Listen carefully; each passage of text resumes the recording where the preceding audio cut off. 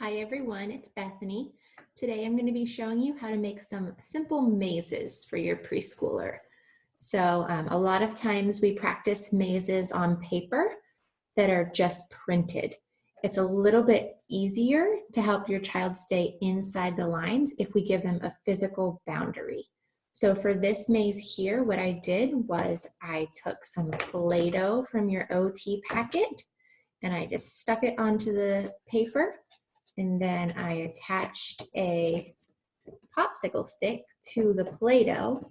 And that way, when your child is going through the maze, if they bump the edge, they will have a little bit of a reminder that they've gone too far and they need to change direction. If it was just printed on the paper, they would be able to go over the line without even knowing. But if there's something physically there, that helps remind them to turn around and change direction. You'll notice that I'm using my broken crayon. Like I said before, I really like broken crayons because the child can't really hold them with their whole fist. It encourages them to use the tips of their fingers. So this is one way that you can modify a maze. Oh, my popsicle stick fell off there.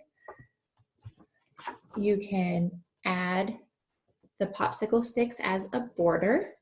I always try to incorporate something fun to the maze that might motivate the child. Oh, can you help the cat get his fish? Which is kind of grim, but we won't go that far.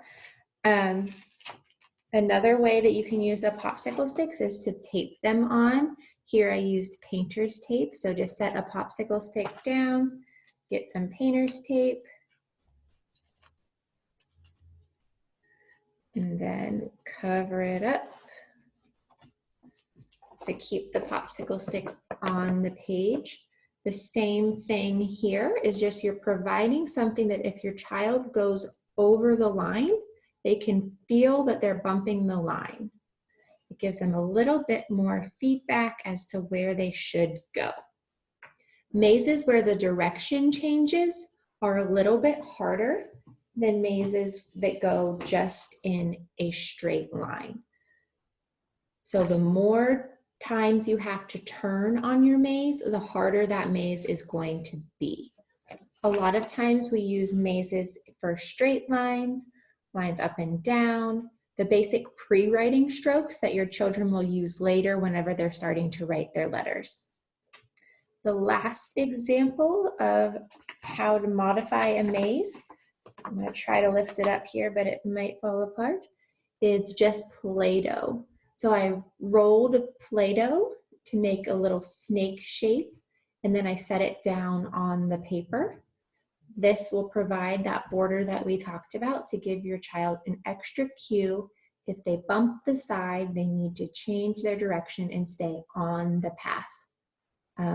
The last thing I wanted to show you is just a reminder of a different way that you can remind your child to use that fingertip grasp is to wrap a little bit of tape around the end of their pencil. And if you see that they're holding their pencil with a fist, you can show them and remind them, pinch, pinch your pencil. And that will be a good reminder for them to use that fingertip grasp. Sometimes I do help if the child has a fisted grasp. Sometimes I will set the pencil in their hand for them to initiate that grasp, but once they practice and once their hands get stronger, we want to see them be able to pick up the pencil with those fingertips all on their own.